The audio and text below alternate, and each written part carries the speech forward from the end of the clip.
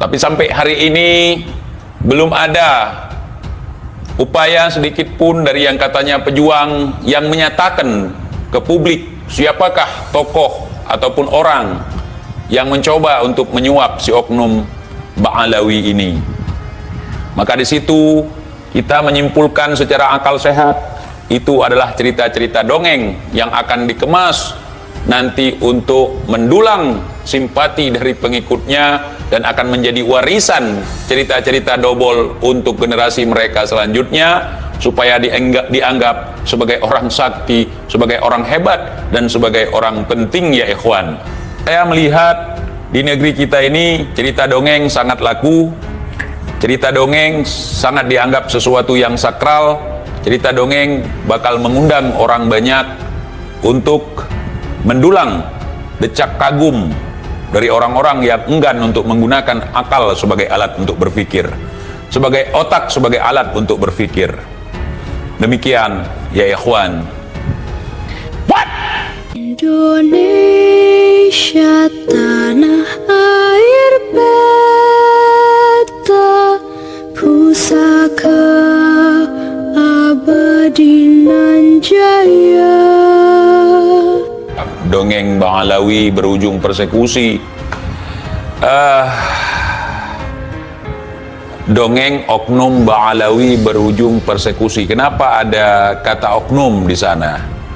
Saya menggunakan kata oknum di sana karena banyak juga Ba'alawi yang tidak setuju dengan dongeng-dongeng yang selama ini muncul di permukaan sosial media ya.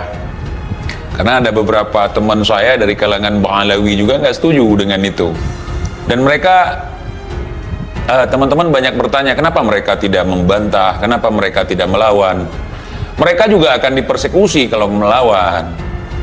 Nah, itulah makanya kejahatan yang terorganisir lebih kuat dengan kebenaran yang tidak terorganisir gitu. Jadi saya mengangkat tema ini, bagi saya ini hal yang perlu diulang-ulang terus ya, supaya doktrin-doktrin bodoh ini, kemudian dongeng-dongeng yang tidak jelas ini bisa dilihat dan juga dicerna dengan baik oleh masyarakat kita, dan bisa dipilih dan juga dipilah itu beneran atau cuman bohong-bohongan gitu. Garel V, Mbak Garel, siap akhwat, ayahmu semuanya ya. Nah, seperti halnya dongeng-dongeng yang belum kalian dengar ya, saya sebutkan, di mana ada si Maman yang dapat surat kacang dari Habib, di mana ada Habib yang bisa mengusir mungkar nangkir di dalam alam kubur. Kemudian ada Habib yang bisa baca yasinan sekali duduk 90.000 kali. Kemudian ada Habib yang bisa mi'raj sehari 70 kali. Kemudian ada foto Habib yang dijadikan sebagai tempat curhat, kemudian untuk mendapatkan solusi dari setiap masalah oleh non-muslim yang ada di Thailand. Dan banyak lagi. Itu yang versi lama yang diceritakan oleh orang-orang ini. Dan saya juga tidak yakin bahwa di masa hidup mereka yang dijadikan sebagai tokoh dongeng ini, mereka bisa menerima ini, karena ini di luar nurul ya, di luar nalar gitu. Ada hal-hal yang di luar nalar di dalam ajaran agama kita, ada. Maksudnya walaupun di luar nalar tapi tetap masuk ke dalam logika kita, bukan untuk dinalarkan tapi untuk dirasa gitu. Jadi nggak serta-merta ketika kita berbicara agama kita semuanya sains. Yang di luar sains aja bisa diterima oleh akal sehat kita. Kemudian ini bertentangan dengan ajaran yang selama ini pernah kita pelajari. Apalagi ini, TJNT itu sebenarnya NU atau Wahabi? Bukan kedua-duanya bang. Saya bukan NU, saya juga bukan Wahabi, saya Iqbal. Bukan NU, bukan Wahabi. Jadi saya hal yang demikian nggak percaya, walaupun kalian klaim Wahabi, walaupun kalian klaim PKI, walaupun kalian klaim kafir sekalipun, ataupun dajjal sekalipun nggak ada masalah, bisa diterima oleh akal sehat. Karena agama yang saya anut saat ini adalah agama akal sehat, bukan agama akal sakit. Bukan menganggap sebuah cerita dongeng itu merupakan hal yang benar. Ada cerita dongeng yang sifatnya motivasi, yang sifatnya motivasi untuk menambah kecintaan kita terhadap ajaran agama kita. Misalnya cerita-cerita yang mengandung makna, yang cerita-cerita yang mengandung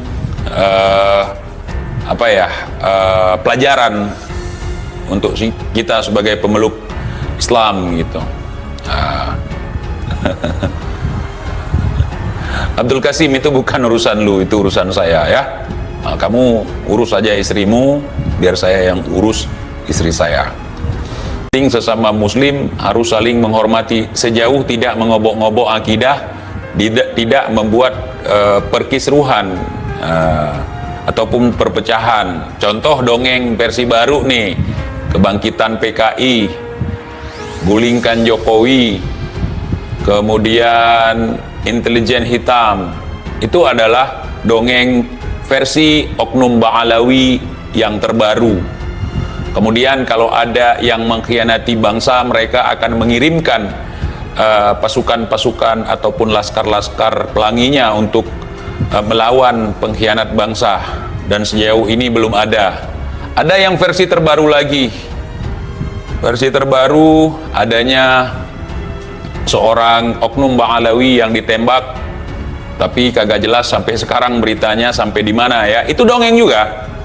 Yang nanti dongeng ini akan dikemas sebagai cerita-cerita untuk anak cucunya.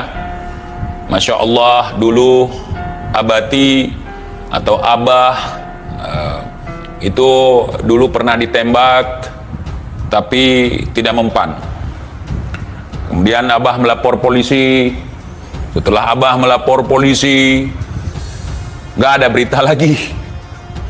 Kalau ada yang seperti itu, demonya berjilid-jilid. Tapi giliran abati ana ditembak, tidak ada demo, tidak ada reaksi, tidak ada penjelasan lagi. Hilang seperti tai yang hanyut di dalam sungai. Nah itu.